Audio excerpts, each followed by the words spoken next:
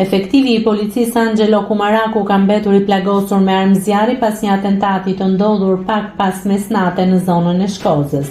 Sipas informacioneve paraprake nga grupi hetimor, policia e Tiranës ka shpallur në kërkim 2 vëllezër të dyshuar si autor të sulmit, si dhe disa persona të tjerë të dyshuar për bashkëpunim.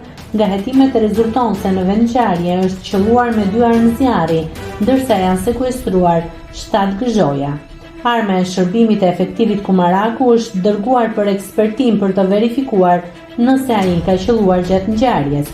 Burime pranë hetuesve bëjnë me dije se objektivi i atentatit dyshohet të ketë qenë një fqinje e efektivit me të cilin ai ndodhej në momentin e sulmit. Ky person rezulton të ketë qenë në masën e sigurisë arrest në shtëpi, por dyshohet se kishte thyer atë në kohën kur ndodhi ngjarja. Sipas të dhënave paraprake, 2 vëllezërit e shpallur në kërkim kishin pasur konflikt me këtë person për një çështje borxhi. Mësohet se disa muaj më parë ai i kishte dhunuar fizikisht për shkak të konfliktit. Hetuesit dyshojnë se atentati mund të ketë qenë akt hakmarrjeje ndaj fqinjit të efektivit, por gjatë të shtënave është plagosur polici Angelo Kumaraku.